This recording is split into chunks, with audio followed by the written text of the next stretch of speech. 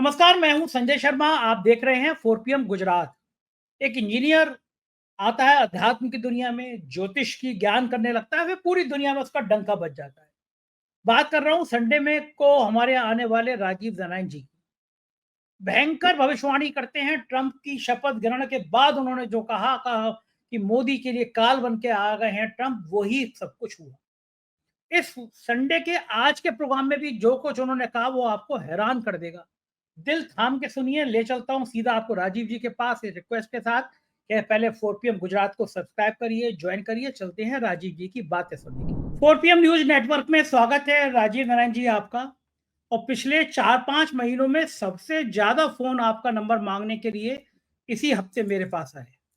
और लोग कह रहे हैं कि राजीव जी क्या जबरदस्त आदमी है। इन्होंने ट्रंप की जिस दिन ओथ हो रही थी, जिनके दिमाग में गोबर भरा हुआ है, वो भक्त ट्रंप की फोटो पे आगे आरती कर रहे थे कि ट्रंप आ गए हमारे, अब ट्रंप चचा आ गए हमारे बॉस, विश्वगुरु हो जाएंगे। और ट्रंप ने आपने कहा कि ट्रंप मोदी के लिए सबसे बड़ा काल बनेगा। और ईमानदारी से मुझे उसे लगा कि आप झूठ बोल रहे हैं, आपकी भविष्यवाणी गलत हो जाएगी। ये सारे सारे भक्त दीवाने और आप कह रहे हैं मोदी का काल बनेंगे। लेकिन वही हुआ, ट्रंप मोदी का काल बन गए। आपने कहा कि बीजेपी के वो एक तिथि बताई थी, तिथि मैं भूल रहा हूं, आप बताएंगे कि इससे ग्रह बदल रहे हैं, बुरे दिन आ रहे हैं। चुनाव आयोग ने कह दिया कि भैया वोटर आधार कार्ड मान्य होगा, ऑनलाइन भर सकते हो। बिहार में जिस तरह से, और फिर सदन के अंदर 2014 के बाद 2024 तक प्रधानमंत्री के आगे विपक्ष के नेता बोलते नहीं थे। मैंने देखा डरते हुए कि यार ये इतना ताकतवर आदमी, ईडी, इनकम टैक्स। उसी लोकसभा में प्रधानमंत्री के मुंह पर वोट चोर, गद्दी चोर के नारे विपक्ष लगा रहा है। एक बार संजय सिंह ने लगाया तो जेल भेज दिया था संजय सिंह को 6 महीने, बिना किसी आरोप के, बिना किसी तथ्य के। राज्यसभा में अमित शाह के आगे तड़ी पार के नारे लगा रहा है। अंबानी को लेकर तरह तरह की चर्चा चल रही है कि एक यूट्यूब ने तो मैं आ गया कि अंबानी सरकार गिराने की साजिश कर रहे हैं अमेरिका के साथ। यानी क्या क्या क्या हो रहा है देश में। बड़ा सवाल ये कि जब बिल लेकर आए कि जो 30 दिन जेल में रहेगा वो मुख्यमंत्री मंत्री पद छोड़ेगा, तो केजरीवाल को या सोरेन को चिंता होती तो होती, उससे ज्यादा चिंता नायडू को हो गई। ये तो हमारी बैंड बजाने वाले हैं। और फिर आपने जो कहा था कि भाजपा सहयोगियों के लिए भी कष्टदायक संकट होगी, वो सामने आ रहा है। जरा मुझे बताइए, ये सब जादू मंत्र आपको आता कहां से? हनुमान जी से कौन सा कनेक्शन जुड़ा है? जो कह रहे हैं आप वो हो रहा है। और अब भविष्य में भारतीय जनता पार्टी की हालत क्या रहने वाली है? सहयोगी दल रहेंगे, साथ रहेंगे, दूर रहेंगे? मैं विस्तार से आज आपसे इस पर चर्चा करना चाहता हूँ, बताइए जरा। हाँ, सबसे पहले तो संजय जी ये कहता हूं कि शायद वो भाजपा और अंधभक्तों ने जो डोनाल्ड ट्रंप के लिए हवन वगैरह पूजन किए थे, उसमें लग रहा मंत्र कुछ उनसे गलत हो गए हैं, उल्टे मंत्र पढ़ लिए उनके लोगों ने, इसके कारण वो ट्रंप उनकी बैंड बजा रहे हैं। और सबसे बड़ी बात, मैं इसी बात से शुरुआत करता हूं कि एक ये राइटअप भी है और शेयर जरूर कीजिएगा, बाद में बहुत डिटेल में है, लेकिन मैं आपको बताता हूं अभी अभी रिसेंटली 2 दिन पहले ही यूएस के ट्रेजरी सेक्रेटरी ने जो आपके ऊपर आरोप लगाया है वो बहुत खतरनाक है। मतलब लगातार ट्रंप, हम बार बार रिपीट नहीं करेंगे, दर्शक सब जान चुके हैं कि कितनी बार वो आपको अपमान कर चुका है। और बल्कि उसने अब ये कहा है, वर्ड यूज किया है कि हम जो 25% पेनल्टी लगाई है उसको सैंक्शंस की कैटेगरी में मानेंगे, सैंक्शंस उसको डिक्लेयर करने जा रहा है। तो अभी जो 2 दिन पहले यूएस के treasury secretary Scott Bessent has accused India of profiting from its increased purchase of Russian oil during Russia-Ukraine conflict, labeling it as unacceptable arbitrage. He said that India buys Russian oil at a discount, refines it into products like gasoline, diesel, results it into resell it to Europe, Africa, and Asia, has made $16 billion US dollar profit. More from this practice, with some of the wealthiest Indian families benefiting. ये सबसे बड़ी बात जो उसने आरोप लगाया कि India के कुछ वेल्दी लोग हैं, उनको ज्यादा मुनाफा हो रहा है। और हमारे जयशंकर जी जहां रशिया में जाकर के झूठ बोलते हैं, अभी 1 दिन पहले ही का उनका बयान है कि नहीं, हम जो है रशिया से ज्यादा ऑयल नहीं परचेज कर रहे हैं, हमसे ज्यादा तो चाइना परचेज कर रहा, कोई और कर रहा। लेकिन सत्य ये है, आपके इसी फाइनेंस सेक्रेटरी ने कहा कि ये गलत आंकड़े दे रहा है भारत। रशिया जो है, आपको संजय जी, यूक्रेन वॉर से पहले, रशिया यूक्रेन वॉर से पहले चाइना जो है 13% पहले से ही ऑलरेडी परचेज करता था, 13%। वॉर के बाद उसका केवल और केवल 3% इंक्रीज हुआ है ऑयल परचेज करना, only 3%। So now it is 16%। तो भाई उसका तो 3% जंप हुआ। और जबकि यूक्रेन और रशिया के वार से पहले भारत 2022 फरवरी 2022 में युद्ध शुरू हुआ था, उससे पहले भारत 0.1 से लेके 1% तक का परचेज था, केवल लेस देन 1%। ये फाइनेंस सेक्रेटरी ने कहा है, वहां के ट्रेजरी सेक्रेटरी ने। और अब आपका इसमें करंट क्या 42%। तो ये क्यों जयशंकर वहां पे जाकर झूठ बोलते हैं सरेआम कि इंडिया का 1% से 42% बढ़ गया, तो तुम्हारा ज्यादा परचेज बढ़ा है कि चाइना का ज्यादा है? चाइना तो ऑलरेडी उनका पहले से उनका बायर था। तो ये बहुत झूठ बोलते हैं। साथ में उसने ये आरोप लगा दिया कि यूक्रेन में हो रही निर्दोष हत्याएं जो रशिया कर रहा है उसका जिम्मेदार भारत है। ये इनडायरेक्टली आपको ऊपर इतना बड़ा जघन्य अपराध लगा दिया, एक जघन्य अपराध का लगा, क्योंकि आप रशिया को सपोर्ट कर रहे हो, उस रशिया को जो रशिया यूक्रेन वॉर का अभी तक कोई अंत होता हुआ दिखाई नहीं दे रहा। संजय जी, अभी एक दिन पहले रशिया ने इस साल का सबसे बड़ा एरियल स्ट्राइक किया है यूक्रेन के ऊपर, 1000 ड्रोन और मिसाइल्स दागी हैं। जबकि कहां तो वो नेगोशिएशन की टेबल पर डोनाल्ड ट्रंप की, तो मेरी भविष्यवाणी वो भी लगातार सच हो रही है कि वो कहां तो वो मीटिंग कर रहा था सीज फायर के लिए, मतलब वॉर रोकने के लिए, वो कुछ भी नहीं हुआ है, और बल्कि रशिया एग्रेसिव वॉर हो गया है। तो ये इस चक्कर में इनका अभी बहुत नुकसान होने वाला। सबसे पहले हम उस विषय पे आते हैं जो आपने सबसे पहले उठाया था। यस, मैंने आपके 30 मार्च के प्रोग्राम में ये कहा, दर्शकों फिर से वापस भाजपा की कुंडली दिखाता हूं। थर्ड हाउस जो होता है, इसमें ये धनु लगन की कुंडली है, तो तीसरे घर में शनि की राशि कुंभ आएगी, और कुंभ राशि का स्वामी और कुंभ और मकर का स्वामी शनि चौथे घर में, इसी कुंडली में फोर्थ हाउस में राहु केतु के बीच में है, वहीं पर मुंथा भी है। तो तीसरा घर एलाइस का होता है। इसीलिए ये राइटअप है, 2 लाइन फिर से शेयर कराइएगा। और इस राइटअप में साफ साफ लिखा है, सहयोगी दल इनके छल कपट के द्वारा उनको कमजोर करने की साजिश को एक्सपोज करके इनका साथ छोड़कर गठबंधन से अलग होंगे।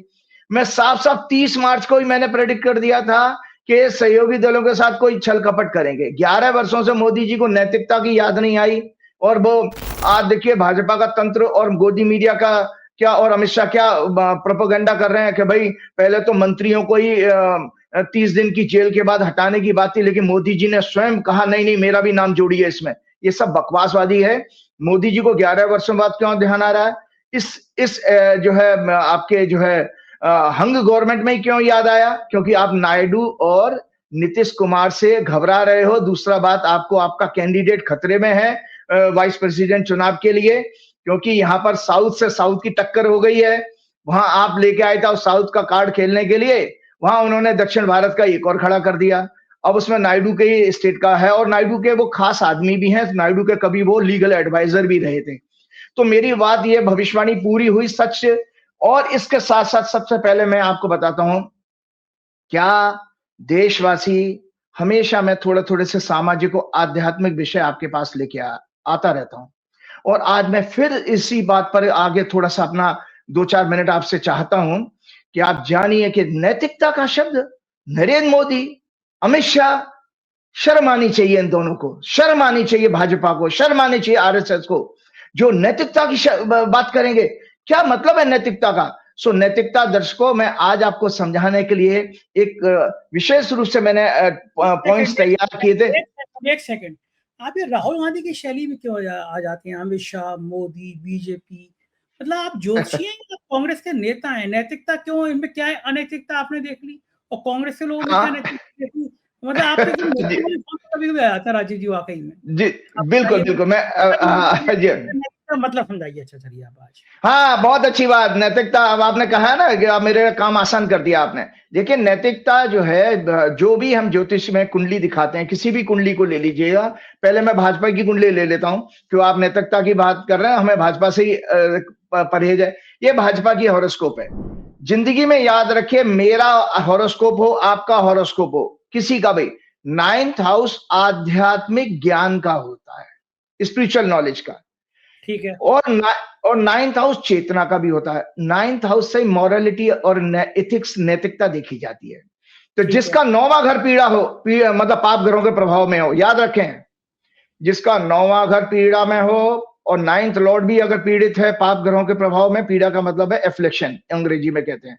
संजय जी, उसके अंदर नैतिकता नहीं होगी, वो भ्रष्टाचार, दूसरों को धोखा करना, उसकी प्रॉपर्टी पर कब्जा करना, पैसा लेना और मारपीट करना, गुंडे भेजना, एनकाउंटर कराना। आपके जैसे योगी और अमित शाह तो इस बारे में बड़े एक्सपर्ट हैं। ये सब चीजें अनैतिक कार्य करने की, और एमएलए खरीद करके सरकारें गिरा देना, ये सारे के सारे जो अनैतिक कार्य होते हैं अगर आपका 9वां घर पीड़ित है। और बीजेपी की कुंडली में क्या है, 9वां घर ही राहु। एक सेकंड अजीत जी, आपने आज एक बड़ा फजीता कर दिया। फजिया ये कर दी कि मेरे यहाँ मैं लोग आते रहते हैं, नौकरी के आवेदन देते रहते हैं। अब मैं आपकी बातें सुन सुन कर मेरे पे इतना प्रभाव होने लगा है।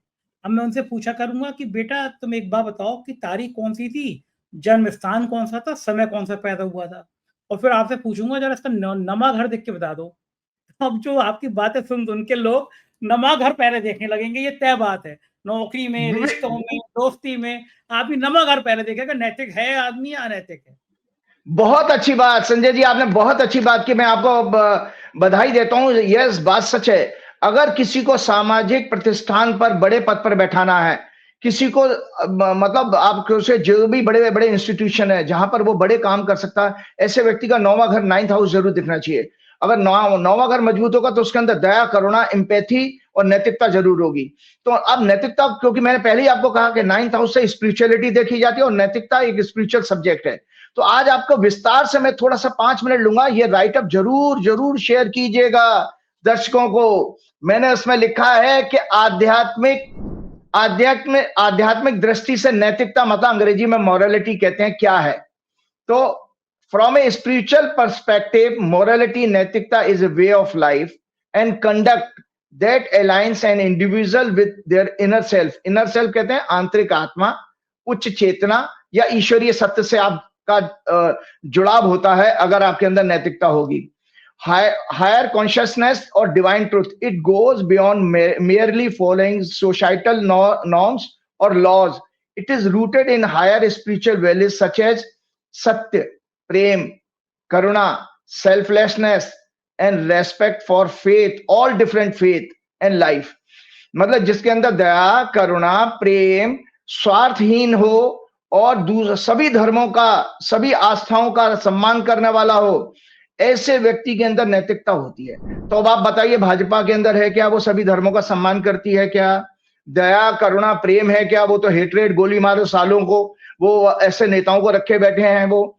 और उनके यहाँ तो वो गौरसे जी को पूजा जाता है वगैरह वगैरह जो, और उनके यहाँ तो हिंदू धर्म, हिंदू मुसलमान के ऊपर उनकी लाइफलाइन ही हिंदू मुसलमान है, डिवीजन है। जबकि मैंने आपके प्रोग्राम में ही कहा था कि सत्य यह है कि गुजरात के एक हिंदू जो कि जिसने मुस्लिम धर्म कन्वर्ट कर लिया था, जेनाबाई ठक्कर का बेटा जिन्ना, उसने तो क्या नाम है आपका डिवीजन करा है हिंदू मुसलमान। उसने ही मुस्लिम धर्म के आधार पर पाकिस्तान की मांग की थी। वो तो गुजरात का हिंदू था।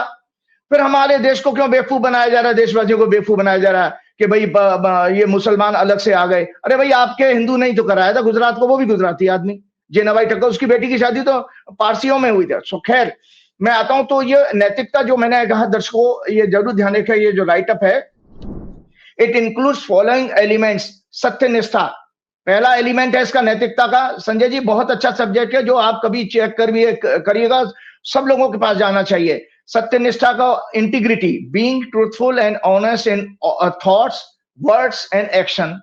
आप ईमानदार हो शब्दों में और एक्शंस में। मोदी, शाह, योगी, भाजपा में ये 0 है। मैंने लिखा भी ये 0 है। ठीक। नंबर 2 पॉइंट आता है करुणा और प्रेम, दूर दूर तक इनका वास्ता नहीं। Showing kindness and empathy towards all being, recognising that all are connected through a shared consciousness, मतलब सभी के अंदर एक आत्मा है। ये आपके अंदर विश्वास होना चाहिए। नैतिकता आपके अंदर तभी होगी। तो अब आप बताइए कि इनके अंदर कहाँ है? ये तो हिंदू मुसलमान के रूप में भेदभाव कर रहे हैं, ये गरीब और अमीर में कर रहे हैं, ये ईसाई और क्या नाम है जैन और जो बौद्ध धर्म में सब में करते रहते हैं। तो ये गीता में भगवान ने ये दिया है नैतिकता का सबसे बढ़िया पाठ। इसके अंदर गीता का चैप्टर 12 का 13वां नंबर श्लोक है, जो श्लोक मैंने यहाँ शेयर भी किया है। भगवान स्वयं कहते हैं नैतिक कौन है, और वो भगवान को प्रिय भी हैं ऐसे व्यक्ति। अद्वेष्टा सर्वभूतानां मैत्रः करुण एव च निर्ममो निरंकार सम दुख सुख क्षमी। भगवान कहते हैं जो सभी प्राणियों में द्वेष रहित, मतलब मैलाइस रहित, स्वार्थ रहित, सबको प्रेम करने वाला, दयालु, कंपनसेट, दयालु का मतलब कंपनसेट, ममता से रहित, अहंकार से रहित, free from feelings of I and mind, balance in joy and sorrow, दुख और सुख में समान रहने वाला, सभी को क्षमा करने वाला हो, मतलब फॉरगिविंग बाय नेचर, ऐसा भक्त मुझे प्रिय है। ये भगवान ने पहले ही कहा, नैतिकता उसी के अंदर होगी। तीसरा है selflessness, acting for the well being of others without selfish motive, without selfish motive के साथ में दूसरों के लिए काम करना, जो भाजपा मोदी में है ही नहीं। वहां तो सब, वहां पर जब वो अजीत पवार जैसे लोगों को और आपके हिमाचल, वो आसाम जैसे के सीएम जैसे लोगों को वो अपने पार्टी में शामिल कर सकते हैं, तो आप सोचिए उनके अंदर जीरो है। सेल्फ डिसिप्लिन, आत्म अनुशासन, controlling the senses and mind to progress towards higher और स्पिरिचुअल गोल्स। मोदी जी और हमेशा बीजेपी में जीरो है, क्योंकि वो सत्ता के भोगी हैं। दुनिया को पाठ पढ़ाते हैं कि भाई आप छोटी आंखों वाला गणेश जी मत रखो और विदेशी सामान का बहिष्कार करो, खुद पैर के नाखून से लेकर सिर के बाल तक विदेशी चीजों का इस्तेमाल करते हैं मोदी जी।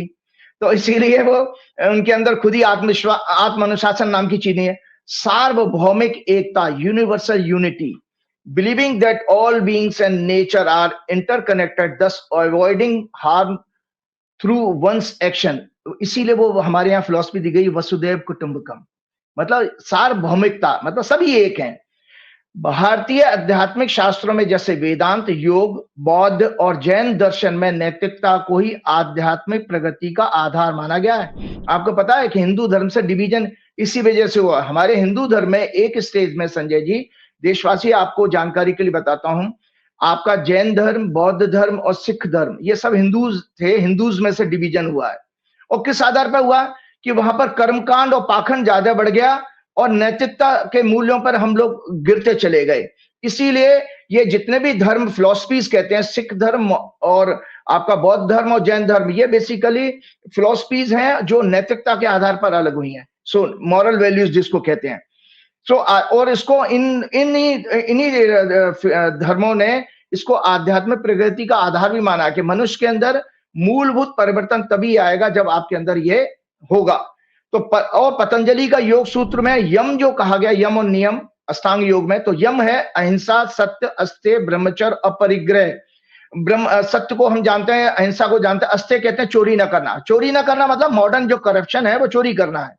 कि आप अगर किसी प्रोजेक्ट में से कोई आईएएस अफसर या कोई और सरकारी अफसर पैसे मांगता है, इसका मतलब है वो जो बिजनेस लेने वाला, प्रोजेक्ट को पूरा करने वाला कॉन्ट्रैक्टर या ठेकेदार या बिजनेसमैन है, वो कहीं ना कहीं कटौती करेगा, तो चोरी हो गई। तो चोरी वो भी कर रहा है, चोरी भी वो कर रहा है, तो करप्शन को सबसे बड़ा अस्तेय मतलब चोरी करना माना गया। और अपरिग्रह कहा जाता है not to accumulate beyond your needs, अपनी संपत्ति को, क्योंकि ये ग्रीड का कारण बनता है कि जब हम अपनी जरूरत से ज्यादा चीजों को संग्रह करना शुरू कर देते हैं।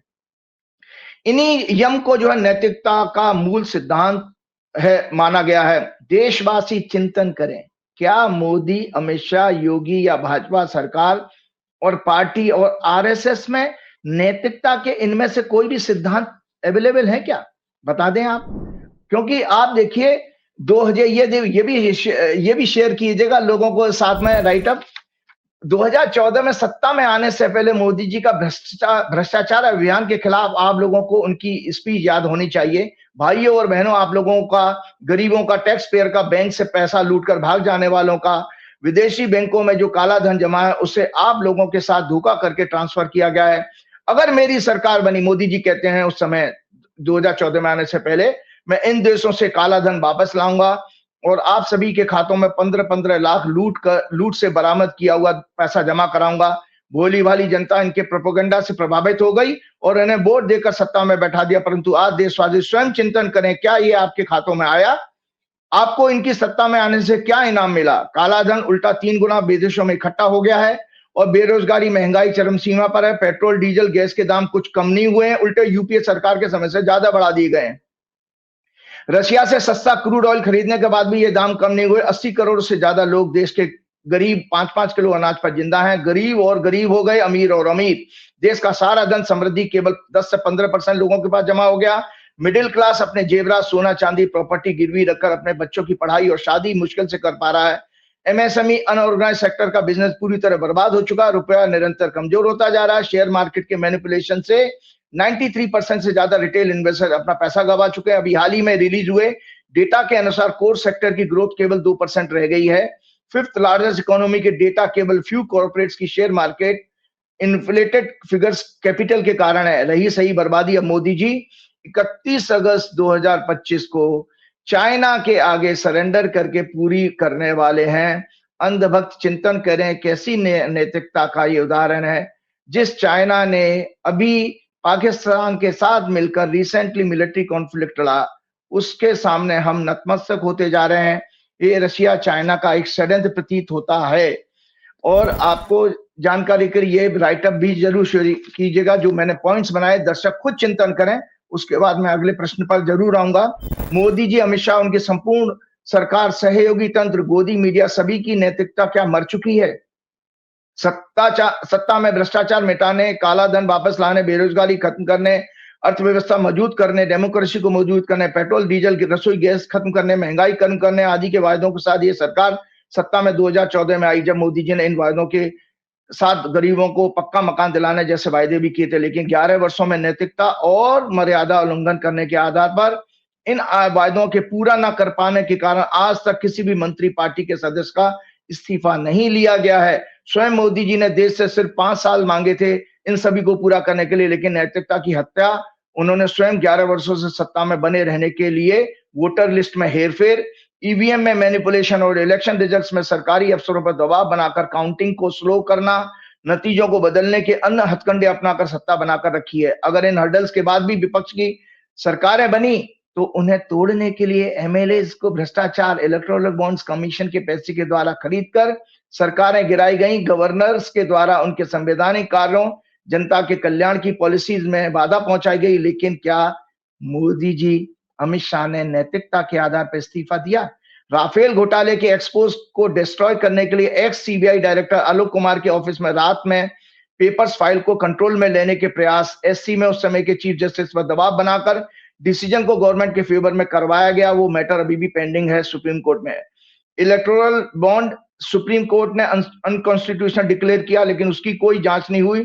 उल्टा अलग अलग पार्टीज के भ्रष्ट लीडर्स को अपने साथ जोड़कर अपनी सत्ता मजबूत की। एससी ने कई मैटर में इनकी पॉलिसीज के विरुद्ध स्ट्रक्चर पास किए। लेकिन क्या मोदी जी, शाह या अन्य मंत्रियों का इस्तीफा हुआ? जगह जगह रेल दुर्घटनाएं, ब्रिजेज कलेप्स हुए, प्राकृतिक प्रकोप, कोविड पीरियड में ऑक्सीजन घोटाला, गंगा में सफाई का घोटाला, ईडी सीबीआई के ऊपर एससी के कई बार स्ट्रक्चर पास हुए, लोगों को देशद्रोह के फर्जी मुकदमों में फंसाया गया, महिलाओं के ऊपर अत्याचार, संसद भवन के उद्घाटन के समय महिला खिलाड़ियों को सड़क पर घसीटा गया।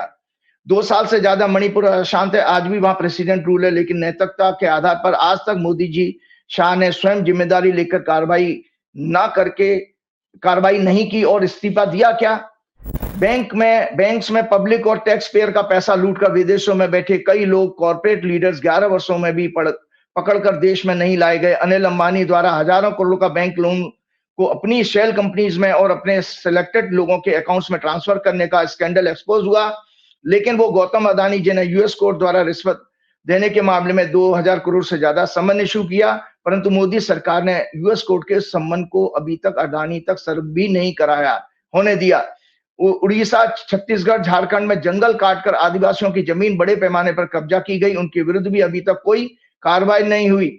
नोटबंदी करके काला धन समाप्त करने की, आतंकवाद के खत्म होने का वायदा मोदी जी ने सिर्फ 50 दिनों में पूरा करने का किया था, परंतु उल्टा काला धन विदेशों में मोदी जी के इन 11 वर्षों में 3 गुना हो गया। क्या नैतिकता? मैं आज की मोदी जी कह रहे थे ना, अमित शाह जी, मैं सदन में सुन रहा था, मैंने कार्रवाई सुनी कि भाई नैतिकता के आधार पर बिल्कुल ऐसा लग रहा है कि राहुल गांधी भाषण दे रहे हैं, मैं सुन रहा हूँ। राहुल गांधी नहीं है अभी बताऊंगा।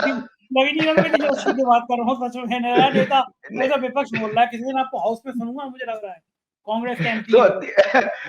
तो क्या मोदी जी ने इन सब चीजों को, मैं गिना रहा हूं आपको दर्शकों को, कि जो नैतिकता का ये पाठ पढ़ाएंगे भाई हमको? शर्म आनी चाहिए, नैतिकता फिर तो हमारे शास्त्रों से खत्म कर देनी चाहिए, वर्ड ही हटा देना चाहिए अगर ये लोग ऐसे लोग बात करेंगे तो। 2019 में सुरक्षा में चूक हुई, आतंकवादियों द्वारा 40 सीआरपीएफ के जवान शहीद कर दिए गए, 400 केजी से ज्यादा आरडीएक्स इस्तेमाल होने की बात सामने आई। स्वयं उस समय जेएनके में गवर्नर रहे स्वर्गीय सतपाल मलिक जी ने भाजपा की केंद्र सरकार की चूक और जिम्मेदारी मानी। उस समय क्या नैतिकता के आधार पर अमित शाह, मोदी का और अन्य मंत्रियों का इस्तीफा हुआ? नहीं। अब 2025 में जो अप्रैल मई में जेएनके में पहलगाम में फिर एक आतंकवादी हमला, जिसमें देश के कई राज्यों के 26 टूरिस्ट की निर्मम हत्या कर दी गई, सुरक्षा में चूक और सरकार की जिम्मेदारी। वहां के लेफ्टिनेंट गवर्नर तो मान रहे हैं, मनोज सिन्हा जी। अमित शाह कुछ दिन पहले ही जबकि वहां पर सुरक्षा के ऊपर एक मीटिंग करके आए थे, उसके बाद ऑपरेशन सिंदूर और मोदी जी ने फॉल्स नैरेटिव और प्रोपेगेंडा के जरिए अपने आप को हीरो साबित करने का एक लो स्टैंडर्ड का घटिया घिनौना प्रयास किया। जगह जगह होर्डिंग लगाकर हर पेट्रोल पंप पर मिलिट्री की ड्रेस पहन करके उन्होंने अपना पाखंड को फैलाया और देश की जनता, विपक्ष, प्रेसिडेंट की बिना जानकारी के यूएसए के दबाव में अचानक सीज फायर कर दिया। हमारी बहादुर सेना का मनोबल कमजोर किया। क्या मोदी जी, अमित शाह, रक्षा मंत्री राजनाथ या एमईए जयशंकर का इस्तीफा हुआ? नहीं। आज देश की डिप्लोमेसी आजादी की बात सबसे कमजोर, डायरेक्शन लेस, विजन लेस हो गई है। यूएसए ने कई बार हमें ह्यूमिलेट किया, टैरिफ और फिर पेनल्टी लगाकर हमारी अर्थव्यवस्था को खत्म करने का प्रयास शुरू कर दिया। इतना ही नहीं, यूएसए के फाइनेंस सेक्रेटरी ने भारत के प्रमुख उद्योगपतियों को रेफरेंस देते हुए हम पर रशिया यूक्रेन वार में क्रूड ऑयल खरीदकर प्रॉफिट कमाने की और यूक्रेन में निर्दोषों की हत्याओं में भारत का इनडायरेक्टली पार्टनर होने का भी आरोप लगाया। हमारा क्या इस्तीफा हुआ? नैतिकता क्या है? मोदी जी इस्तीफा दीजिए। ऑपरेशन सिंदूर के दौरान कर्नल सोफिया पर अभद्र कमेंट करने वाला एमपी का मिनिस्टर अभी भी मौजूद है। क्या नैतिकता के आधार पर मोदी जी ने उससे इस्तीफा मांगा? तो आज दर्शकों मैंने ये बता दिया कि ये नैतिकता की बात करने वाले लोग दरअसल सर खोखले लोग हैं। और एक छोटा सा राइटअप मैंने 25 मई के प्रोग्राम में ये बताया था संजय जी, जिसमें मैंने कहा था आने वाले, मैं और ज्यादा लाइन नहीं पढ़ूंगा, बताऊंगा जो भविष्यवाणी, आने वाले 18 महीने मोदी जी, अमित शाह और उनकी समस्त सरकारों के लिए अत्यंत कष्टकारी हैं। तो ये जो आज नैतिकता की बात कर रहे हैं, दरअसल ये वास्तव में सच है कि अपने एलाइज को ये ब्रेक करने की साजिश और अपना वाइस प्रेसिडेंट कैंडिडेट को जिताने का प्रयास करने का इनका ये कोशिश है, जो कि हम अगले प्रोग्राम में मैं जरूर उसको डिस्कस करूंगा, क्योंकि मैं कोशिश कर रहा हूं दर्शकों कि मुझे जो वाइस प्रेसिडेंट कैंडिडेट के जो कैंडिडेट्स हैं उस पोजीशन के लिए इलेक्शन में, उनकी अगर डिटेल मिल गई तो मैं आपके साथ जरूर शेयर करूंगा। लेकिन इतना जरूर आपके साथ में ज्यादा डिटेल के चक्कर में मत पड़िएगा। अमित शाह ने कहा है कि जो विपक्ष का उपराष्ट्रपति है, जब ये सुप्रीम कोर्ट के जज थे तो ये बड़ा वामपंथी विचारधारा के थे, कई फैसले ऐसे उन्होंने दिए जो नक्सलीवाद और वामपंथी विचारधारा, इस तरह का लगभग लब्बलोहा भाषण जो है अमित शाह का बयान है ये, यानी कि सुप्रीम कोर्ट जज पे भी सवाल उठा दिया। लेकिन मैं एक चीज और पूछना चाहूंगा आपसे, अगला सवाल जो है मेरा वो ये कि विदेश हमारा गड़बड़ा रहा है, अमेरिका के बाद चीन। अब वो चीन को कहा तो हम लोग झाला नहीं लगाओ, चीन का विरोध करो, कहा चीन का विदेश मंत्री आया तो सब बिछ गए। प्रधानमंत्री भी अब चीन से दोस्ती करने के मूड में। अभी कुछ महीने पहले तक चीन पाकिस्तान के संग खड़े होकर दनादन मिसाइल गिरवा रहा था हमारे यहाँ, और अब उस चीन के लिए हम चमचागिरी कर रहे हैं। तो ये जो आपकी जो जन्म राशि है, जो बीजेपी की आपने जन्म पत्री लिखी है, उसमें हमारा विदेशों के संग, अमेरिका के संग, चीन के संग हमारा रिश्ता कैसा रहेगा, और क्या भारत दबाव बनाने की स्थिति में आएगा दुनिया में? क्योंकि इस समय इतनी खराब विदेश नीति आजादी की बात कभी नहीं रही, दुनिया पाकिस्तान के साथ खड़ी हो गई। हमारे लिए शर्म के लिए डूब मरने वाली बात है कि हम लोग इतने फेलियर हो गए। आपके ग्रह नक्षत्र क्या कहते हैं, आपकी राशियां क्या कहती हैं कि हमारा दुनिया में दबदबा बनेगा, या हम ऐसी हाथ जोड़ जोड़ के जलते रहेंगे, कभी अमेरिका के आगे कभी चीन के आगे? क्या लगता है आपको? संजय जी, आज आपने ये जो प्रश्न पूछा है, मैं आज दर्शकों आपको अश्योर करता हूं, मैंने बहुत मेहनत करके इस पूरे क्वेश्चन को, कंटेंट को तैयार किया, जो शायद ही कोई ज्योतिषी पूरी दुनिया में इस तरह से डिटेल में बता पाएगा। लेकिन उससे पहले एक छोटी सी जानकारी आपको देता हूं, जो मैंने पिछले प्रोग्राम में मैं समय पूरा होने के कारण नहीं बोल पाया। इंडिया एयरलाइंस के हॉरोस्कोप दिखाना चाहता हूं, क्योंकि आपका अभी जो वाइस प्रेसिडेंट कैंडिडेट है वो वहां से एक हिंट तो हमें मिल जाएगा, क्योंकि एक तरफ बीजेपी है, दूसरी तरफ इंडिया एयरलाइंस है। और दर्शकों आपको पता होगा कितना आपके गोदी मीडिया ने दुष्प्रचार किया कि इंडिया एयरलाइंस खत्म हो गया, बिखर गया, मतलब रोज वो इसी चीज का प्रोपेगेंडा करते थे, इंडिया अलायंस नाम की कोई चीज नहीं है, कभी अरविंद केजरीवाल नाराज है, कभी ममता बनर्जी। लेकिन आज मैं दोबारा आप लोगों को इंडिया अलायंस की हॉरोस्कोप दिखा रहा हूं। ये इंडिया अलायंस की हॉरोस्कोप है, जो कि उस समय बेंगलोर में जिसकी घोषणा हुई थी 18 जुलाई 2023 को। वृश्चिक लगन की कुंडली है और इनका लग्नेश, मैंने उस समय भी कहा था, इंडिया अलायंस बहुत एग्रेसिव होगा, बहुत मजबूत है।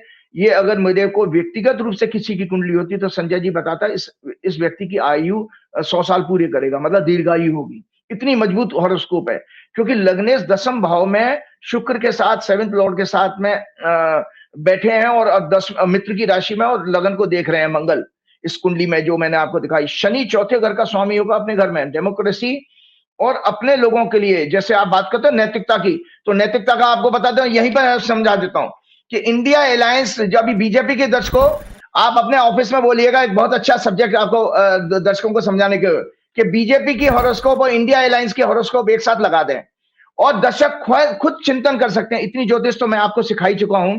आप दोनों का 9th हाउस देख लेना, इंडिया अलायंस का और बीजेपी का। आप देखिए इंडिया अलायंस की कुंडली में 9th लॉर्ड चंद्रमा हुआ, कर्क राशि में, चंद्रमा अपनी राशि में है। साथ में 10वें घर का स्वामी सूर्य भी है, जो कि सरकार और गवर्नेंस और पॉलिसीज का सिग्निफिकेटर होता है। और शनि अपने घर का, चौथे घर का, चौथा घर प्रजा का होता है और चौथा घर एग्रीकल्चर का होता है। चौथा घर बेसिकली सुख शांति और डोमेस्टिक हैप्पीनेस का भी होता है। तो 4th हाउस स्ट्रांग होने का मतलब यह है कि ऐसी पार्टी को अगर सत्ता मिली तो देश में खुशहाली आएगी और देश में किसानों के साथ, गरीबों के साथ, दलितों के साथ खूब सारा अच्छा न्याय होगा, उनके कल्याण की नीतियां बनेंगी। और इस अलायंस के अंदर ही डेमोक्रेटिक वैल्यूज, डेमोक्रेटिक इंस्टीट्यूशन का सम्मान और डेमोक्रेसी को बचाने का, कॉन्स्टिट्यूशन का सम्मान, सारे अच्छे गुण, नैतिक गुण होंगे, क्योंकि नैतिकता का हाउस इसमें मजबूत है। तो मैं इसमें आपको बता देता हूं, वर्तमान में इस इंडिया अलायंस की जो हॉरोस्कोप में डिस्कस कर रहा हूं, इसमें शनि, सूर्य और चंद्रमा की और बुध की दशा चल रही है वर्तमान में। और जब प्रेसिडेंट का इलेक्शन होगा उस समय भी यही दशा होगी। तो मैं, चूंकि इनका महादशा का स्वामी जो 4th हाउस में था जब ये फॉर्म हुई थी, इस समय त्रिकोण के में, ट्राइन में है, और साथ में इनकी सूर्य की दशा जो कि 10वें घर का लॉर्ड है और 9वें घर में बैठा है, और तीसरी प्रत्यंतर दशा चंद्रमा की है। तो मैं इंडिया अलायंस का बहुत बहुत अच्छा समय देख रहा हूं और एक्सीलेंट, बेहतरीन फेज है इंडिया अलायंस के लिए। उनकी इस कुंडली में जबरदस्त उनके राजयोग का समय आ गया है। अब मैं आपके प्रश्न का जवाब लेता हूं दर्शकों, जो कि संजय जी आपने पूछा। ये है चाइना की हॉरोस्कोप। सबसे ये दर्शकों, ये चाइना की हॉरोस्कोप है। जो चाइना का पूरा People's Republic of China, it was formed on 1 October 1949 Beijing, और 3:01:36 का हम लोगों ने इसका समय लिया। उससे पहले दर्शकों, आज मैं एक बहुत अच्छी चीज आपको बताता हूं कि चाइना को समझने के लिए, क्योंकि चाइना के साथ कई बार हम लोगों ने धोखा किया। ये भाजपा वाले अक्सर हम लोगों का मजाक उड़ाते हैं, मतलब कांग्रेस का मजाक उड़ाते हैं कि, और नेहरू जी का, कि उन्होंने चाइना को जमीन दे दी उस दौरान। लेकिन सत्य जब तक हम नहीं जानेंगे तब तक हम इस विषय को नहीं समझ सकते। तो हॉरोस्कोप डिस्कस करने से पहले, और मोदी जी की जो 31 अगस्त को विजिट होने वाली है, उसमें कितना बड़ा खतरा सामने आने वाला है, इसके साथ इस प्रश्न को पूरा करने के बाद ही मैं आगे प्रोग्राम की तरफ जाऊंगा। तो सबसे पहले ये दर्शकों ये जान लीजिए, ये राइटअप है जो अपने ऑफिस में जरूर संजय जी बोलिएगा दिखाने के लिए। भारत और चीन के बीच ऐतिहासिक झगड़े, historical conflicts between India and China. The historical conflicts between India and China primarily revolve around border disputes and regional interest. First आया 1962 में India China war. It was due to dispute over the border in Aksai Chin and Arunachal Pradesh, particularly regarding the McMahon line. China launched an attack on India in October 1962. India suffered heavy losses and China occupied Aksai Chin. This war deepened mistrust between the two nations. The border disputes remained unresolved and the line of actual control, LAC, is still a tense region. 1967 Nathula में फिर एक clash हुआ। This passes on the Sikkim Tibet border. This again led to clashes between the two armies. That time, India responded strongly, forcing China to retreat. This time, India's position strengthened, but border tensions persisted. Again in 1987, some Dorang Chu standoff and Arunachal Pradesh intruded in the area, prompting India to deploy significant military forces. War was averted, but tensions escalated. After Rajiv Gandhi's 1988 visit to China, relations improved slightly. Number 4 2013 में Depang Valley standoff, Ladakh region, Chinese troops intruded across the LAC and set up tents. India responded with counter deployment. After 3 weeks standoff, both sides withdrew. The issue was resolved diplomatically, but distrust persisted. 2017 Doklam standoff. At the India-China-Bhutan tri-junction, China began road construction in Doklam. The standoff lasted 73 days. Both sides withdrew, but tension in the region continued. ये आज मैं बता रहा हूं कि ये जब तक आप इसको नहीं समझेंगे, चाइना पे ट्रस्ट नहीं किया जा सकता। उनकी हॉरोस्कोप तो मैं बताऊंगा, ये हिस्ट्री है हमारे बीच में। फिर उसके बाद 2022 में ये राइटअप जरूर शेयर कीजिएगा संजय जी। 2020 में Galwan valley clash in Ladakh, A violent clash followed Chinese incursions across the LAC, resulting in the death of 20 Indian soldiers. China also acknowledged casualties. Military and diplomatic talks ensued, but tensions and heavy deployment along the LOC is still there. अभी भी heavy deployment है army का। Economic and strategic rivalry, both nations compete for regional influence and challenge each other's interests. So far, China has been successful in this. उसने हमारे सभी पड़ोसी देशों में अपना व्यापार, कर्जा और military and civil infrastructure develop करके अपनी पोजीशन को बहुत मजबूत कर लिया है। जबकि पिछले 11 वर्षों से भारत में क्या हो रहा है, ये राइटअप शेयर करते जाइएगा। पिछले 11 वर्षों से भारत में बीजेपी की सरकार हिंदू मुसलमान यूएस के आगे दंडवत डिप्लोमेसी के कारण और देश में अन्य इमोशनल इश्यूज के फॉल्स नैरेटिव और प्रोपेगेंडा फैलाकर देश और देशवासियों को भ्रमित करके फर्जी राष्ट्रवाद, देशभक्ति को गोदी मीडिया और विजनलेस ब्यूरोक्रेसी के जरिए फैलाने में व्यस्त रही। सभी प्रकार के करप्शन के द्वारा कॉर्पोरेट्स की मदद से देश का पैसा लूटकर विदेशों में बिजनेस एक्सपेंशन और अन्य मनी लॉन्ड्रिंग के जरिए ट्रांसफर करती रही। उन्हीं नकली एफआईज के द्वारा अगेन स्टॉक मार्केट में दोबारा इन्वेस्ट करके बैंक्स, फाइनेंशियल इंस्टीट्यूशन और सबसे ज्यादा रिटेल इन्वेस्टर्स को बर्बाद किया। यही मोदी शाह और कॉर्पोरेट मोदी गोदी मीडिया देश को गुलाम बनाने की मानसिकता वाली ब्यूरोक्रेसी के नेक्सस की सच्चाई है। करंट स्टेटस जानते हैं आपका पास क्या है आपका चाइना? आप मोदी जी जा तो रहे, ये देश को कभी गोदी मीडिया सच नहीं बताएगा। करंट स्टेटस ये है Sanjay ji, the border dispute remains unresolved with periodic tensions along the LAC, complete resolution is still pending. अभी भी जो चाइना के विदेश मंत्री आए थे, कुछ नहीं हुई बात। The trade deficit between India and China in the fiscal year 24-25 reached a record USD 99.2 billion. हमारा एक्सपोर्ट और इंपोर्ट का डेफिसिट 99.2 बिलियन डॉलर का हो चुका है। मतलब हम चाइना का माल खरीद के चाइनीज हो गए और मोदी जी बेवकूफ बना रहे हैं हमको चाइनीज। भैया लाए तो आप ही थे। और सच जान लीजिए दर्शकों, आपको कोई सच बताएगा नहीं। driven by a significant increase in Indian imports from China, about 113.45 billion USD का हमारा इंपोर्ट है चाइना से इस समय, मेकिंग एन 11.5%, जो कि इससे पहले वाले साल में 101.73 बिलियन था। मतलब 11.5% का इंक्रीज होगा in the previous year. Meanwhile, Indian exports to China fell by 14.5% to USD 14.25 billion from USD 16.67 billion in 23-24। हमारा बल्कि 14.5% एक्सपोर्ट घट गया। ये इसलिए घट गया क्योंकि ये अभी आप चाइना के पास क्यों जा रहे हो? क्योंकि यूएस ने जो टैरिफ लगाए और आपका एक्सपोर्ट अब खतरे में है, तो उसका आप सब्स्टिट्यूट मार्केट ढूंढने जा रहे हो। और क्यों जा रहे हो? और सच जाने, जो ये कभी अंधभक्त जो मर्जी चाहे मोदी जी कहते हैं ताली थाली बजाने लग जाते हैं, अपना विजडम कुछ नहीं रहते। स्वदेशी के नाम पर एक दो छोटी रैली निकाल लेंगे, बस वहां शांत हो जाएंगे। लेकिन ये देख नहीं रहे कि मोदी जी का अट्रैक्शन इतना चाइना के साथ क्यों है। सुब्रमण्यम स्वामी भी कुछ कहते थे, मैंने भी थोड़ा सा जानकारी हासिल की है।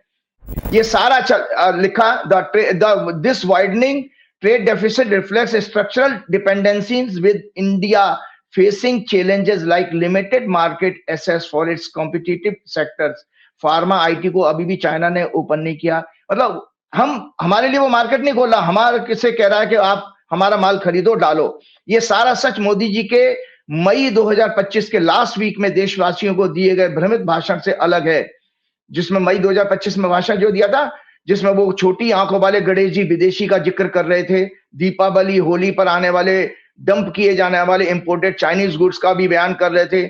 जबकि देशवासियों, मोदी जी आप लोगों को बेवकूफ बनाते हैं। स्वयं पैर के नाखून से लेकर सिर के बाल तक 24 आवर 365 डेज इन्हीं विदेशी सामानों का इस्तेमाल करते हैं। विदेशी परफ्यूम, गाड़ियां, हवाई जहाजों में घूम घूम कर जनता के टैक्स के पैसे से अपना सांसारिक आनंद ले रहे हैं मोदी जी, पूर्व जनों के सुखों को भोग रहे हैं। और अंधभक्त गोदी मीडिया और आरएसएस ताली थाली बजाकर उनका महिमा मंडन करती है, देशवासियों को राष्ट्रभक्ति और देशभक्ति की बातें करके भ्रमित करते हैं। टाइम्स ऑफ इंडिया का 10 जुलाई 2025 का कोट मैं बता रहा हूं। अरुणाचल प्रदेश शेयर से 1200 kilometre border with Tibet, not China, but officially Tibet is under China. It was forcibly occupied by them in 1950. Arunachal CMs want water bomb in the form of the world's largest dam project on Brahmaputra River by China. He said if they suddenly release water, our entire Siang belt would be destroyed. China, and he said also, Modi ji जा रहे हैं 31 अगस्त को, और आपका अरुणाचल का CM क्या कहता है? China can not be trusted, no one knows what they might do. China ने अभी तक इसका प्लान और वाटर से रिलेटेड अन्य जानकारी भारत के साथ शेयर नहीं की है संजय जी. और एस्ट्रोलॉजिकली मोदी जी जिस काल में जा रहे हैं चाइना में, उसका भी आपको बता देता ज्योतिषी कारण कि मीटिंग का फ्लॉप होने वाली है. मीटिंग अभी से आपको बता देता हूं, 31 अगस्त का जो प्रोग्राम उनका है. एस्ट्रोलॉजिकली ये मोदी जी 31 अगस्त, ये राइटअप है 31 अगस्त 2025 को, 2018 के बाद 7 साल के बाद चाइना एससीओ समिट में जा रहे हैं. याद रहे, Modi ji has visited China a total of 9 times. 9 बार चीन की यात्रा कर चुके हैं. 4 times as a chief minister of Gujarat and 5 times as PM. उनका चाइना से प्रेम इस तरह से देखा जा सकता है, सच जान के लिए संजय जी, आप लोगों के देशवासियों के लिए, कि as CM of Gujarat his visits were primarily focused on attracting Chinese investment. आज वो गणेश जी के ऊपर बातें कर रहे, छोटी आंखों वाले. किसने अट्रैक्ट किया था? एज ए चीफ मिनिस्टर आप गए थे वहां पर बिजनेस उनसे लेने के लिए. लिखा है कि उनकी जो गुजरात की चीफ मिनिस्टर होते हुए विजिट थी, primarily focused on attracting Chinese investment to Gujarat. He was hosted, उस समय इनका बहुत जबरदस्त स्वागत हुआ था. He was hosted at the Great Hall of the People in Beijing, a reception typically reserved for heads of state. जो हेड ऑफ स्टेट्स को दिया जाता था वो इनको मिला था. He met with second-rung leaders of the Communist Party of China, some of whom later rose to prominent position. उस समय जो मोदी जी की दोस्ती हुई थी सेकंड लीडरशिप के साथ कम्युनिस्ट पार्टी के, वो आज बड़ी बड़ी पोजीशन पर सरकार में बैठे हैं. इसीलिए मोदी जी मुंह नहीं खोलते हैं चाइना के खिलाफ, क्योंकि वो सारे उनके मित्र हैं. इसीलिए यही रीजन है दर्शकों कि हमारा चाइना का import 113 point something billion dollar का हो गया और हमारा एक्सपोर्ट घट रहा है. एज पीएम और as a PM he visited China on May 14 to 15 2015 में गए थे, May 14-15 को, and sign 24 agreements worth over 22 billion in sectors like telecom, steel, solar energy, railways and education. और स्वयं कहते हैं छोटी आंख वाले गणेश जी देश में आ गए हैं. इन्होंने तो गणेश जी को स्वयं भी यहां पर बुलाया है. उन्हें लाने के लिए समझौते भी इन्होंने किए थे. हम देशवासियों को मूर्ख बनाते हैं. अब ज्योतिषीय कारण बता देता हूं, जिस दिन उस दिन मीटिंग हो रही है. क्या है? भारत की हॉरोस्कोप दर्शकों, ये भारत की हॉरोस्कोप है जो आप लोगों के पास है, आप अपने ऑफिस में, ये है भारत की हॉरोस्कोप. जब मोदी जी की विजिट हो रही है 31 अगस्त को, तो भारत की हॉरोस्कोप में इकोनॉमी, ट्रेड, करेंसी का सिग्निफिकेंट सेकेंड हाउस से हमारा इकोनॉमी, ट्रेड एंड बिजनेस के सारे मैटर्स देखे जाते हैं. कॉर्पोरेट भी वहीं से देखा जाए. बुध जो लियो लग्न में सूर्य के साथ राहु केतु से पीड़ित होगा. International trade diplomacy are seen from 9th house, जिसका लॉर्ड शनि है. 7th हाउस से भी इंटरनेशनल ट्रेड और एग्रीमेंट एनालाइज होते हैं. उसका लॉर्ड मंगल है जो म्यूचुअल एस्पेक्ट से दोनों को कमजोर कर रहे हैं. मार्स बीइंग 12th लॉर्ड, 12वां घर होता है हमेशा आपके प्रोग्राम में मैंने कहा अपमान का, नुकसान का, लॉस का. ये संकेत दे रहा है कि मोदी जी की विजिट से भारत के ट्रेड इकोनॉमी को नुकसान पहुंचने वाली टर्म्स एंड कंडीशन के साथ एग्रीमेंट होंगे।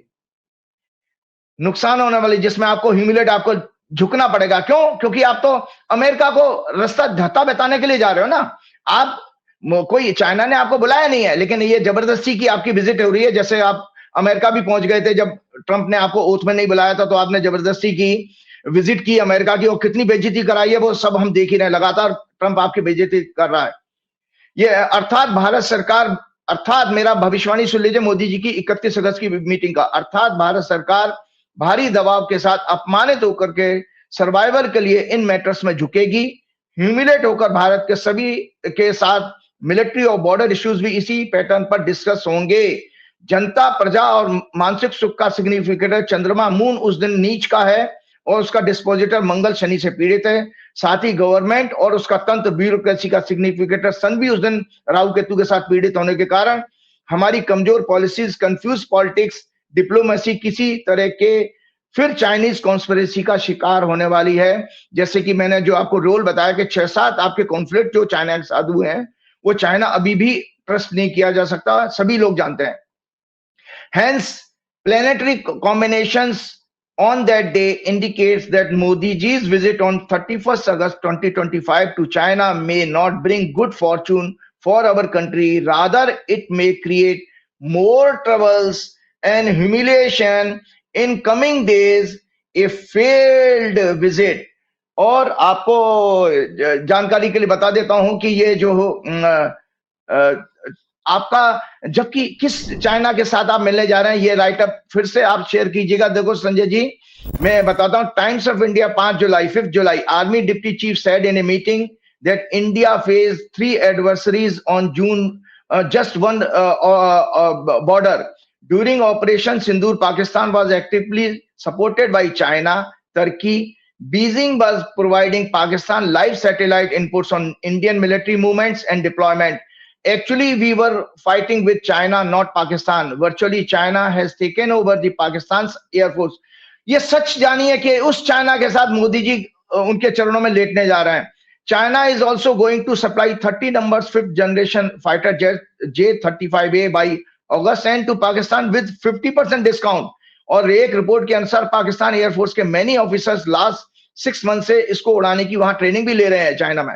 और army deputy chief also said more than 80% of military hardware that Pakistan is getting are all Chinese. China was able to test its weapons against India, so it's like a live laboratory available to them. So we have to be prepared for more defense counter attacks rockets with latest technology. Last 2 months पहले जब हमारे defence minister Shanghai में जब गए थे राजनाथ जी, उस समय भी, उस समिट में भी चाइना ने पहलगाम हमले की आतंकवादी घटना नहीं माना और उसको एजेंडा में अपने शामिल नहीं किया, जिससे भारत का अपमान हुआ। चाइना ने भारत के और पाकिस्तान के साथ मिलिट्री और अनसिविल स्ट्रेटेजिक पार्टनरशिप की कोई जानकारी अभी तक भारत के साथ शेयर नहीं की है। फिर भी मोदी जी 31 अगस्त को चाइना में क्यों जा रहे हैं?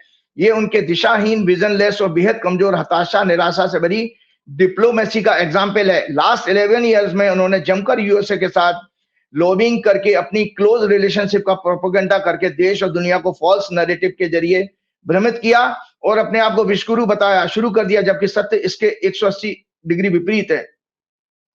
यूएसए और डोनाल्ड ट्रंप के साथ खराब होते हुए रिश्तों के कारण अब तो वो अपना उस चाइना के साथ प्रेम दिखा रहे हैं जिस पर दुनिया का कोई देश ट्रस्ट नहीं कर सकता। ये सब यूएसए के साथ ट्रेड फेलियर्स के कारण नए ट्रेड और इकोनॉमी को बचाने का प्रयास है। क्या यूएसए के एक्सपोर्ट मार्केट के नुकसान को चाइना पूरा करेगा? इम्पॉसिबल। उल्टा चाइना इंडियन मार्केट को पूरी तरह से कब्जा करके हमारी कॉर्पोरेट कंपनीज में अपनी होल्डिंग्स बढ़ाने का प्रयास करेगा। भारत का एक्सपोर्ट तो चाइना के साथ पिछले कई वर्षों से घटता ही जा रहा है, क्योंकि हम उनके बराबर टेक्नोलॉजिकली प्राइस और rates wise, price wise compete कर ही नहीं सकते। हमारे यहाँ का मैन्युफैक्चरिंग सेक्टर तो पहले से ही दम तोड़ रहा है। केवल बाहर से मंगाकर असेंबली करते हैं हम लोग, हमारे मैन्युफैक्चरिंग होती नहीं ज्यादा, या ट्रेडिंग करते हैं। यूएसए के टैरिफ पनिशमेंट के कारण एक रिपोर्ट के अनुसार सूरत में डायमंड इंडस्ट्री के, ये सच आ रहा है संजय जी, कि उस यूएसए के टैरिफ के कारण, टैरिफ पनिशमेंट के कारण सूरत में डायमंड इंडस्ट्री में 1 लाख से ज्यादा नौकरियां लोगों की चली गई हैं या जाने वाली हैं। और इसके अलावा अगर ये 25 तारीख तक आपका जो ट्रेड का था, जो कि कॉल्ड ऑफ कर दिया है उसने, अमेरिका ने, आप लोगों को जानकारी न्यूज़पेपर के जरिए मिली होगी कि जो ट्रेड का लिए मीटिंग होनी थी, अमेरिका ने नाराज होकर के कॉल्ड ऑफ कर ली है। तो अब ये इफेक्टिव हो जाएंगे आपके 25 तारीख के बाद में टैरिफ। इसीलिए फ्राइडे के दिन शेयर बाजार भारी मात्रा में गिरा है, फिर से गिरा है, बहुत भयंकर रूप से गिरा है। और इसके अगर ये रहा तो टेक्सटाइल और दूसरे सेक्टर, फार्मा सेक्टर में लगभग 3 लाख जॉब और जाने का अंदेशा है, ऐसा रिपोर्ट एक पड़ा है। इसमें ज्यादातर हिंदी बेल्ट के और भाजपा समर्थक प्रदेशों के लोगों का ही नुकसान होने वाला है, क्योंकि इन्हीं जगह पर ज्यादातर आपके यूपी, बिहार और मध्य प्रदेश और इधर नॉर्थ साइड के लोग नौकरी करने के लिए जाते हैं। तो ये संजय जी आप देखिए, ये सच है जानने का।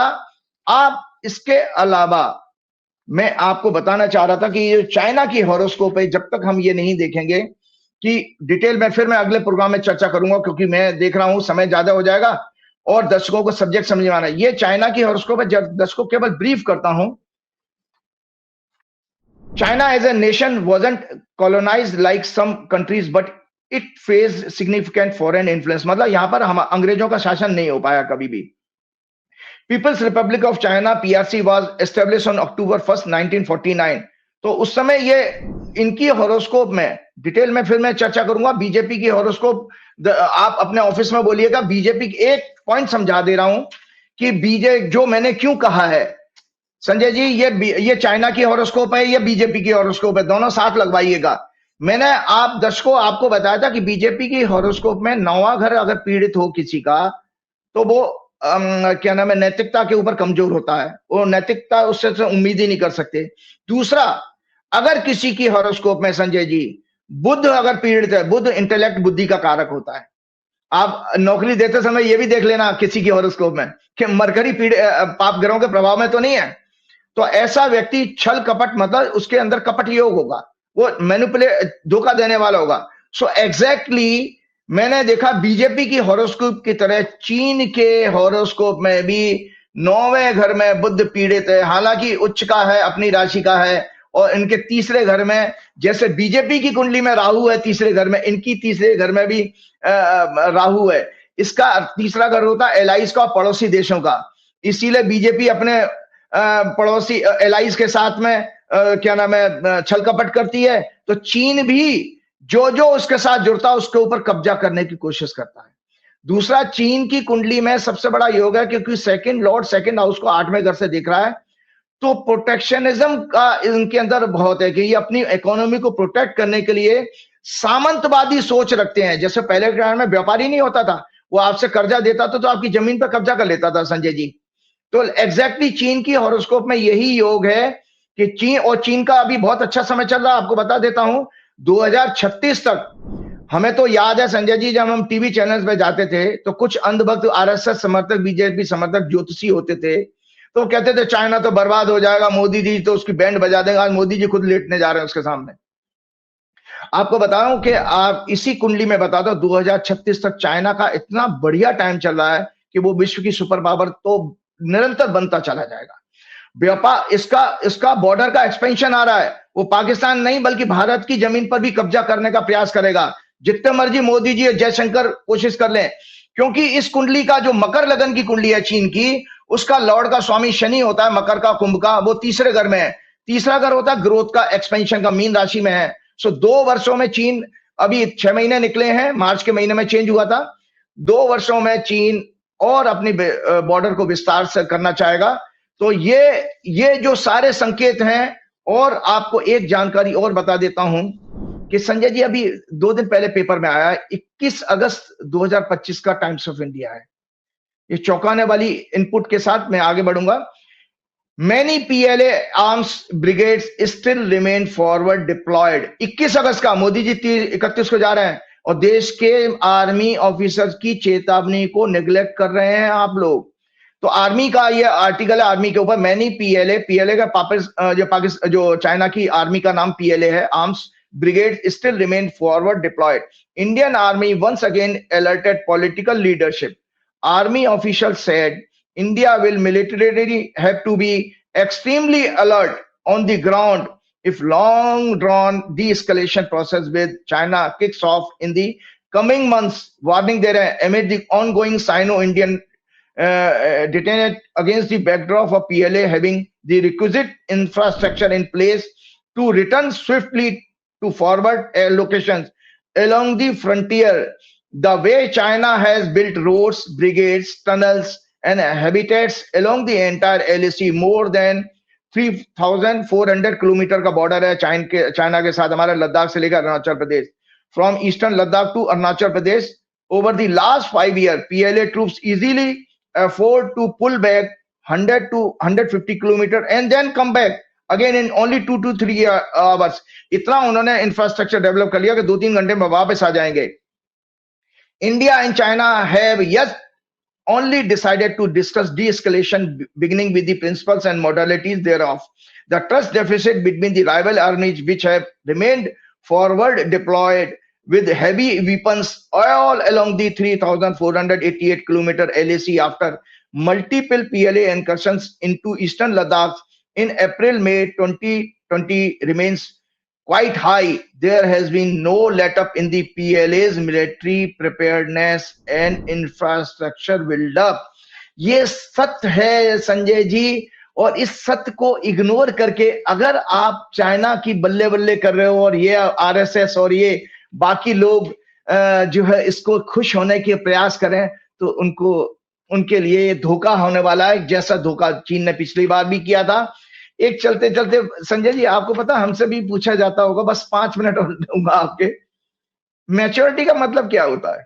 आज मुझे मजा आया, मैंने कहा एक शब्द हमारे आया, तो हम देखेंगे हमारे मोदी जी 75 साल के तो हो गए, पता नहीं वो मैच्योर है कि नहीं अभी, तो मुझे दर्शकों को बताना है कि मोदी जी मैच्योर है कि नहीं. सो व्हाट इज मैच्योरिटी, ये दर्शकों राइट अप जरूर शेयर कीजिएगा, उस पर चिंतन जरूर कीजिएगा.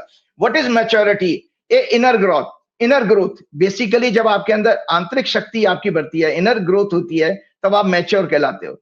सो a great difference and people always remain confuse about it. ज्यादातर लोग इसके बारे में कंफ्यूज रहते हैं मैच्योरिटी क्या, वो सोचते हैं उम्र बढ़ गई तो मैच्योर हो गए. ना, ऐसा कोई लेना देना नहीं है. उम्र के साथ मैच्योरिटी का कोई लेना देना ही नहीं है. एक 10 साल का बच्चा ज्यादा मैच्योर बातें कर सकता है 80 साल के बुढ़े से. ये सत्य है जीवन का, और हम डे टू डे लाइफ में देखते भी हैं. People think age is to become mature, but ageing belongs to the body. Ageing जो है वो बॉडी का संबंध है उससे. Everybody is ageing, everybody will become old but not necessarily mature. जरूरी नहीं है हम उम्र में बढ़ जाए तो मैच्योर हो जाए. Maturity is an inner growth and A state of mind. Aging is something related to physical body. If quality of awareness is brought to an experience, the same experience become maturity. मतलब अगर आप ये जो है किसी experience के साथ quality लेकर के आए, तो वो एक्सपीरियंस आपका अनुभव ही आपका मैच्योरिटी बन जाता है. With the maturity whatever we do, whatever happens to us, we are alert, watchful, mindful. Mature person source the experience from all corners, try to understand the meaning of it, lives it intensely and totally. Deep down something is changing with it. A mature person never commits the same mistake again. जैसे उदाहरण के तौर पर, if we experience anger totally, हमें गुस्सा आता है, we will never again be angry. अगर हमें उसका अनुभव हो जाए कि ये गुस्सा कितना नुकसान कर रहा, मुझे भी नुकसान कर, मेरे पेट में भी एसिडिटी हो गई, मेरे सर में भी दर्द होने लगा, और सामने वाले को भी गाली दे दी, मेरे रिलेशन खराब हो गई. तो एक एक्शन का इक्वल अपोजिट रिएक्शन होता है. वो अगर आपको अनुभव हो जाए तो आप दोबारा शायद उससे बचना चाहोगे. So one experience will be enough to teach that it is absurd. ये बकवास है. We are harming ourselves and harming others for nothing. It is not worth it. A man of maturity never decides for the future. Maturity itself takes care. We live today and every living will decide how tomorrow is going to be. It will come out of it automatically. देशवासी, अब मैं आपको बताऊं, बस उसके बाद समाप्त करूंगा. ये लिखा हुआ है दर्शकों, देशवासी स्वयं चिंतन करें कि नरेंद्र मोदी जी 75 वर्ष के हो जाने के बाद भी इस सिद्धांत के आधार पर मैच्योर हो गए हैं क्या? क्या अमित शाह, योगी, संपूर्ण BJP, Yogi Adityanath, BJP minister, MPs, MLA, an politician, Baba Ramdev या अन्य देश के ढोंगी संत महात्मा, धीरेन्द्र शास्त्री, भारत सरकार में बैठे big officer, bureaucrats, ED, CBI, income tax, election commissioner Gyanesh Kumar हो, राजीव कुमार अग्रवाल हो, जो पूर्व आयुक्त, चुनाव आयुक्त थे, मुख्य कॉर्पोरेट के बड़े बड़े नाम, अदानी, अंबानी और अन्य देश के महत्वपूर्ण लोग इस डेफिनेशन के अनुसार मैच्योर हैं क्या, जो दोबारा ही गलती ना करें? ये तो दोबारा गलतियां करते रहते हैं, बार बार वही झूठ फैलाना, वही गोदी मीडिया का इस्तेमाल करके लोगों को भ्रमित करना, लोगों का शोषण करना। अर्थात उनको ये अवेयरनेस आ चुकी है कि नैतिकता क्या है, मानवता क्या है, मैच्योरिटी का मतलब क्या है। इस डेफिनेशन के अनुसार मैच्योर वो होता है जिसको अवेयरनेस आ चुकी है, नैतिकता क्या है, मानवता क्या है, कर्तव्य क्या है, डेमोक्रेसी में जनता का क्या महत्व है, सबसे ऊपर कर्मों के फलों की फिलॉसफी का ज्ञान प्राप्त हो चुका है। और इन्हीं सभी को महाभारत के जिस पिछले प्रोग्राम में संजय जी जो मैंने कहा था, वो संदेश ध्यान रखना चाहिए जो महाभारत कहता है, the karmas of a person chase him in every birth of his or her. Karmas recognise his doer just as calf, जैसे बछड़ा recognise her mother cow even in herd, मतलब झुंड में जैसा बछड़ा अपनी माँ गाय को पहचान लेता, ऐसे कर्मास आपको छोड़ेंगे नहीं। तो चलते चलते जो आपके आध्यात्मिक उदाहरण जिससे कि आप भूलेंगे नहीं, वो क्या है? राजा दशरथ ने श्रवण कुमार की गलती से हत्या कर दी थी, तो उसका कर्मास का फल उनको अगले जन्म में, उनको उसी जन्म में मिला जब उनका पुत्र वियोग में उनकी भी मृत्यु हुई। उनको श्रवण कुमार के माता पिता ने श्राप भी दिया था। इसी तरह राम जी ने, श्री राम ने सुग्रीव के बड़े भाई बाली को छिपकर मारा था। उसी श्री राम को अगले जन्म में बहेलिया ने छिपकर गलती से तीर लग गया, वो श्री कृष्ण जी का अंत हुआ। श्री कृष्ण ने कूटनीति, छल कपट सभी चीजों का धर्म का नाम उन्होंने सहारा लिया और कहा, और 100 कौरवों को मरवाया। तो गांधारी ने उनको श्राप दिया कि कृष्ण, जैसे तुमने मेरे 100 पुत्रों की हत्या की है, इसी तरह से तुम्हारे पुत्रों की मृत्यु होगी। तो उनका गांधारी का श्राप भगवान कृष्ण ने ऐसे पूरा किया कि अपने यदुवंश में अपने जो अयोग्य पुत्र थे उनमें झगड़ा करा दिया, और बाद में सारे पुत्र उनके आपस में लड़के मर गए थे। तो इस तरह से ये आप सोचिए, ये हमारे जो इतिहास ग्रंथ हैं, रामायण और महाभारत, ये हमको संकेत देते हैं कि हमको कर्मास करते समय 10 बार सोचना चाहिए, और क्या मैच्योरिटी है इस पर जरूर चिंतन करें। और सबसे बड़ी बात, हनुमान जी के चरणों में रहेंगे तो अपने आप मैच्योरिटी आएगी। श्री गुरु चरण सरोज रज निज मन मुकुर सुधार, वर्ण रघुवर बिमल जसु जो दायक फलचार, बुद्धिहीन तनु जान के सुमरो पवन कुमार, बल बुद्धि विद्या देव मोह हरऊ कलेश विकार। जय श्री राम, जय। बहुत शुक्रिया राजीव जी, बहुत बहुत धन्यवाद आपका। ये थे राजीव नारायण जी। पूरी बातचीत आपने सुनी, वक्त है आपकी राय का। जानना चाहता हूं बातचीत कैसी लगी। 4 PM गुजरात को प्यार देते रहिएगा। शुक्रिया, थैंक यू।